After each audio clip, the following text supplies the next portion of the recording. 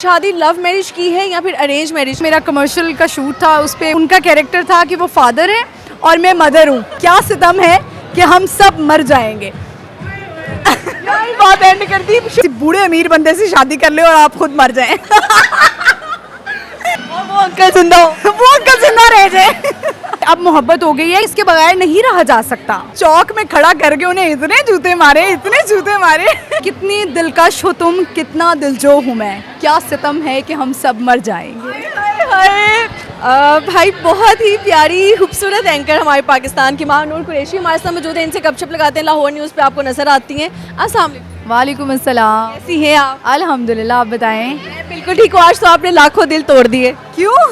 लोग आपको सिंगल समझते थे और आज आप अपने माशाल्लाह से अपने एक पीस अपने एक बच्चे के साथ आई। अच्छा नहीं, मेरा ख्याल है शायद आपको किसी ने बताया नहीं, मैं अपने शो में अक्सर जिक्र करती हूँ कि मेरी बेटी है और अल्हम्दुलिल्लाह मैं हम हर शो में कोई अपनी बेटी के बारे में बताते हैं ना, मैं फौरी बताती हूँ मेरी बेटी भी ऐसी करती है, मेरी बेटी भी ऐसी करती है। मेरा ख्याल है बहुत सारे लोगों को पता है ये बात, लेकिन मुझे लगता है बहुत सारे लोगों को अभी भी नहीं पता होगा कि आप मैरिड हैं और लोग ट्राई भी करते होंगे। नहीं अल्हम्दुलिल्लाह हैप्पीली मैरिड और I have a kid, I am so blessed. माशाल्लाह माशाल्लाह, दैट्स गुड। मुझे बताएं, शादी लव मैरिज की है या फिर अरेंज मैरिज की? मैंने ऑनेस्टली सारे बताने आपने आंसर। अच्छा बेसिकली मेरी जो है वो अरेंज मैरिज ही है, लेकिन वो इस तरह से है कि उन्होंने डायरेक्ट मुझे रिश्ता भेज दिया था। हम लोग एक कमर्शियल पे मिले थे, हम एक शूट कर रहे थे, तो मेरा कमर्शियल का शूट था, उस पर वो मज़े की बात यह है कि उनका कैरेक्टर था कि वो फादर है और मैं मदर हूँ और हमारी एक छोटी सी बेटी है। हमारे कुछ सीन्स थे कि जिसमें हमने उसको लेकर भागना था और एक सीन ये था कि हम पिकनिक मना रहे हैं, तो वी नेवर नो कि कब क्या हो जाए। हमने सोचा भी नहीं था कि ये जो शूट हम कर रहे हैं रियल लाइफ में भी ये हो जाना है। जो स्क्रिप्टेड हुआ सारा कुछ वो आप लोगों ने रियलिटी में बदल दिया। और देखिए मज़े की बात है, अल्हम्दुलिल्लाह हमें अल्लाह ताला ने बेटी ही दी है, अल्हम्दुलिल्लाह। यानी कि ये तो बड़ा वैसे सडन और सारी चीज़ें समहाउ ऐसी हो गई जो बंदा बिलीव भी नहीं कर सकता। बिल्कुल ऐसे ही है, बिल्कुल ऐसे ही है। सच कहते हैं कब कहाँ कौन मिल जाए कोई पता नहीं। हाँ बिल्कुल ऐसे ही है आपको, क्योंकि वो जो कहते हैं ना कि अल्लाह ताला ने आसमानों पे बनाई, आसमानों पे बनाई हुई है, वो आपको मिलके ही रहता है। जिस दिन एक तो ये होता है ना कि मौत आपकी लिखी हुई है, और एक तो ये कि किससे आपका निकाह होना है, कितना रिस्क है, ये सब तय होता है। वो लोग बहुत सारे लोग जो कह रहे होते हैं ना कि हमारी औलाद नहीं हो रही है या हमारे बहुत सारी चीज़ें ये नहीं मिल रहा, ये सब अल्लाह ताला की तरफ से है। हाँ आपने कोशिश ज़रूर करनी है, जो इंसान के इख्तियार में है ना, जो अल्लाह ताला ने आपको इख्तियार दिया हुआ है वो ज़रूर करें। मैं भी पहले इसी कॉन्सेप्ट में रहती थी कि क्या मेहनत करनी, क्या करना। बाद में मुझे पता लगा कि कुछ चीज़ें सिर्फ ये नहीं होता कि अल्लाह पे छोड़ दिया, बिल्कुल अल्लाह पे छोड़ें, लेकिन कुछ चीज़ें ऐसी होती है कि जो अल्लाह ताला ने आपको इख्तियार दिया है कि आपने करना है कि नहीं, जैसे कि सही रास्ता है या गलत रास्ता है, ये आपने खुद चूज़ करना है। You have to do anything for yourself, आपके ऊपर है कि क्या करना है क्या नहीं। बिल्कुल ऐसे ही है, बिल्कुल ऐसे। अच्छा, जब आपकी शादी हो रही थी तो आपको लगा कि यार इसके बाद जो है वो स्क्रीन इतनी नहीं मिलेगी? बहुत सारे हमारे मीडिया के लोगों को ये कंसर्न होता है कि हमारी तो वैल्यू गिर जाएगी, हम मैरिड हो जाएंगे, मतलब वो जो पहले हमें प्रोटोकॉल्स मिलते हैं वो नहीं मिलेंगे। बिल्कुल ऐसे ही है, लेकिन सजल वही बात है, दोबारा मैं इस तरफ आऊँगी कि जो चीज़ आपको मिलनी है ना वो मिल के रहनी है। ये अगर वो मैं अक्सर जब लोगों से बात करती हूँ ना तो कोई शेर सुना देते हैं, तो उसमें मैंने किसी से सुना कि अगर रिस्क के मामलात इंसानों के हाथ में होते ना तो हर बंदा यहाँ पे भूखा मर रहा होता। तो ये जो रिस्क का मामला है, ये सारे तमाम मामला जो है ना वो अल्लाह ताला की ज़ात है, वो ही करने वाली है। तो मुझे इससे कोई फ़र्क नहीं पड़ा। इनफैक्ट मैं तारीफ़ करूँगी कि मैंने अभी रिसेंटली एक कमर्शियल शूट किया, डिटर्जेंट का था वो, और मैं अपनी बेटी को साथ लेके गई थी। मेरी बेटी बहुत तंग कर रही थी, इतना वो लोग सपोर्टिव थे, लाइक किसी ने ये नहीं कहा कि ये बेटी क्यों ले आई है, अब हमारा शूट कैसे होगा, नहीं हुए तंग। उन्होंने इनफैक्ट बोला कि मैंने बाद में एक टाइम आया कि जिसमें मुझे लगा कि मेरा काम थोड़ा इफेक्ट हो रहा है, तो मुझे बच्ची को घर भेज देना चाहिए। उन्होंने मुझे कहा कि आपने क्यों भेजा अपनी बेटी को, इतने सपोर्टिव थे। और ये भी नहीं कि वो उनमें से कोई खातून थी, प्रोडक्शन टीम सारे मर्द हजरात थे, उन सब ने ये बोला कि होती तो वाकई तंग करती। फीमेल बहुत अच्छे पाकिस्तान। अच्छा हाँ पता नहीं, आई डोंट नो, लेकिन मुझे लगा कि शायद फीमेल होती तो वो कहती कि मदर या वो वाली फीलिंग समझ। लेकिन यहाँ पे बहुत सारे लोग हैं जो ख़वातीन काम करना चाहती हैं वाकई बग़ैर किसी जिसे कहते हैं गलत रास्ते के। अगर वो सही सच्चे दिल से काम करेंगी ना तो अल्लाह ताला रास्ते भी बनाते हैं और पॉजिटिव लोग आपके इर्द गिर्द इकट्ठे होना शुरू हो जाते हैं। जैसे कि मैंने एक दिन मैंने देखा था कि माहिरा खान का शूट था, उसमें जब उन्होंने किसी मूवी की वो बात करी थी, जो उन्होंने मूवी की थी बोल, तो उसके जो डायरेक्टर हैं उन्होंने कहा कि माहिरा खान ने कहा कि मेरा बेटा बहुत छोटा है। उसने कहा कोई बात नहीं, पुराने ज़माने पे बच्चे सेट्स पे आते थे। तो अभी मुझे ये होता है कि लोगों को इनकरेज करना चाहिए, उन ख़वातीन को, मर्दों को भी और औरतों को भी, कि जिनके बच्चे हैं और उनको कोई संभालने वाला नहीं है, तो लोग उन्हें सपोर्ट करें कि कोई मसला नहीं है, आप सपोर्ट करें, स्पेशली जो वर्किंग विमेन है उसको सपोर्ट करें। अच्छा खैर, मुझे बताएं आज आप क्या सुनाएंगी, ये बताएं। मैं क्या सुनाऊंगी? सुनाना चाहिए ना, कोई शेर, कोई गाना वाना। नहीं, मुझे वैसे ना, मैं शेर भी नहीं आता। मुझे एक शेर का एक ही मिसरा आता था, मैंने बड़ा भी ढूंढा, मैंने कहा मैं सुना दूं, लेकिन मैं भूल गया। वो याद है मुझे, वो याद है उसका। मुझे पहला शेर कोई नहीं आता, दूसरा हिस्सा आता है कि क्या सितम है कि हम सब मर जाएंगे। बात एंड कर दी, शुरू कोई नहीं पता, एंड यही है। एंड यही है कि क्या सितम है, इतनी कोशिश कर रहे हैं आप भी, मैं भी, बस पैसे कमा ले, लेकिन एंड क्या है बेटा। मैंने ना एक बड़ी फनी मीम देखी, उसमें ये थी कि आप किसी एक अमीर बंदे से, किसी बूढ़े अमीर बंदे से शादी कर ले और आप खुद मर जाएं।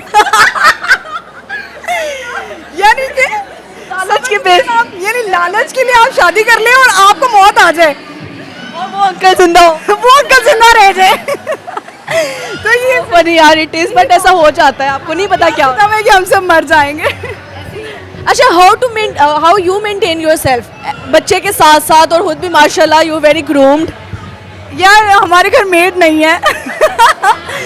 मतलब कि मुझे सारा, मैं अल्हम्दुलिल्लाह अपने सारे काम खुद करती हूँ। मुझे अच्छा लगता है अपने काम, स्पेशली मुझे अपने हस्बैंड के काम करना बहुत अच्छा लगता है। मैं उसमें थर्ड पर्सन बर्दाश्त नहीं कर सकती, चाहे वो कोई भी हो। इवन दैट कि थोड़ा पोजेसिव, एक्स्ट्रा पोजेसिव। मैंने बानो कुदसिया का एक सुना था कि इट्स ऑल अबाउट डिपेंडेंसी।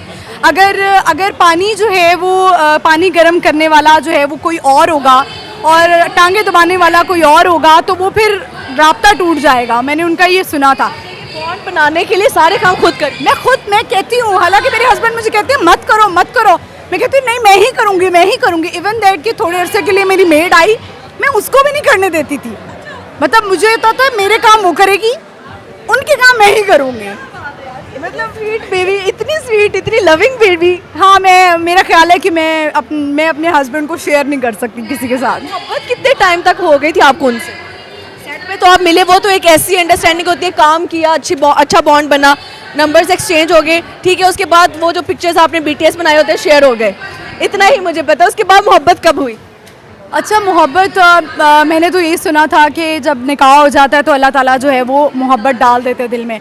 क्योंकि हम बहुत ज़्यादा मिले नहीं, बहुत ज़्यादा हमारी बातें नहीं होती थी, क्योंकि मेरे हस्बैंड है, उनका कुछ स्केड्यूल ऐसा होता है, वो फ्लाइट्स पे होते हैं ज़्यादातर, तो हमारी मुलाकात और बातचीत। क्या ऐसा करते हैं? अगर वो TVC में थे तो एज अ मॉडल आए? वो एज अ मॉडल भी हैं और वो वैसे भी PIA के साथ काम करते हैं।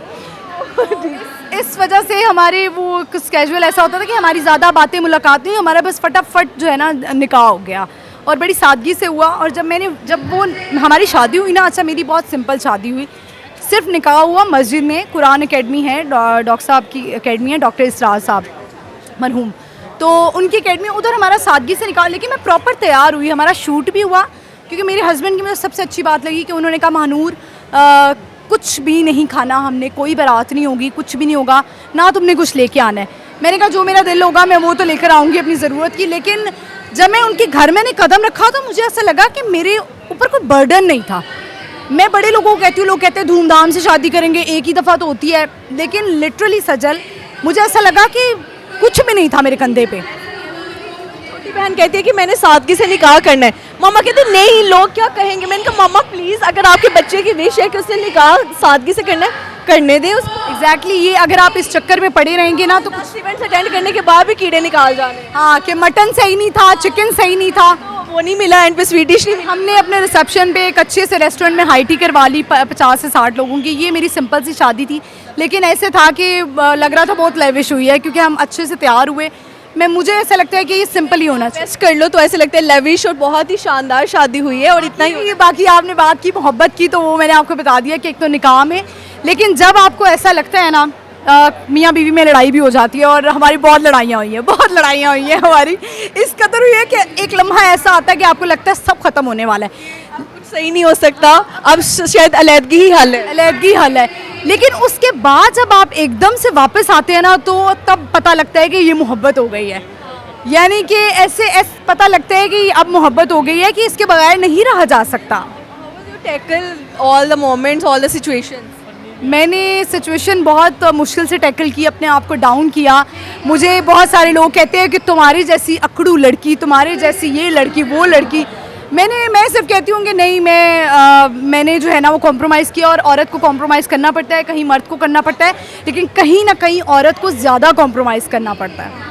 तो ये सिचुएशन होती है कि अगर हम ये कहेंगे ना कि हम वर्किंग वुमेन है या कुछ भी है, औरत को कॉम्प्रोमाइज़ करना पड़ता है, उसकी फैमिली के लिए और अपने हस्बैंड के लिए, रिलेशनशिप के लिए। बेवफाओं के लिए क्या सजा होनी चाहिए? बेवफाओं के लिए ये सजा होनी चाहिए कि चौक में खड़ा करके उन्हें इतने जूते मारे लग समझ में जाए कभी वो, और वो सारी लड़कियां खड़ी कर दें उनके सामने, और लड़के भी जो एकदम, यार बेवफाई मतलब कौन बेवफाई करता है? तोड़ देते आप अगले बंदे का, वो 10 लोगों पे और ट्रस्ट नहीं कर सकता अच्छे और इस बात की तकलीफ बहुत ज़्यादा होती है, जो बेवफाई की तकलीफ है ना, वो किसी और चीज़ की तकलीफ नहीं है, ना वो किसी मार की तकलीफ है, ना वो किसी और चीज़ की तकलीफ है। बेवफाई सर कह रही है बस करो, मेरी एंकर रोने लग जाएगी ऐसे सवाल। ट्रू आपने अपने हस्बैंड की एक अच्छाई एक बुराई, बुराई तो लड़ते हैं। नहीं अच्छाई उनकी ये है कि वो बहुत ज़्यादा दीन के बहुत ज़्यादा करीब हैं, जो बात मुझे हमेशा उनके करीब लाती है। मुझे बहुत अच्छे लगते हैं जब वो रास्ते में उतर के अपनी नमाज़ पढ़ते हैं और इमामत कराते हैं, तो मुझे बहुत खुशी होती है। एक अच्छाई जो मैं सारी चीज़ों में जो है ना वो कॉम्प्रोमाइज़ कर सकती हूँ, लेकिन इस पे नहीं कर सकती। जो दीनदार बंदा होता है वो बेवफाई भी नहीं करता। अच्छा और बुराई उनमें ये है कि कानों के थोड़े से कच्चे हैं, बातों में आने वाले। हाँ, और फौरी मूड बन जाता है उनका ना, कानों के कच्चे हैं ज़रा थोड़े। समझ आ जाती होगी अब इसका किसी ने कान। एक और बुराई भी है, इतनी ट्रैवलिंग करते हैं कि वो उनको लगता है कि दूसरों का भी दिल नहीं करता ट्रैवल करने का। मतलब मेरा इतना दिल चाहता है हम बाहर जाए, घूमे फिरे, लेकिन मेरे मियाँ कहते हैं मैं थका हुआ आया हूँ, काम से थके आए होते हैं, दूसरे का दिल आउटिंग का होता है। हाँ ये बात मैं समझ सकती हूँ। चले यार, अच्छा लगा गपशप लगा के, थैंक यू सो मच। जाते जाते शेर सुने।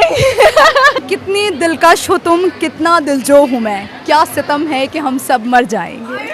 हाय एंड कर दी इस लड़की ने भाई। ऐसे ही है ना। चले थैंक। फेस रिवील नहीं करेंगे, माशाल्लाह शी इज़ वेरी प्रिटी, और इसके लिए दुआ कर दिया करें, बल्कि दोनों के लिए, और कि हैप्पीली मैरिज गुजरे। Thank you so much, thank you, good luck, thank you.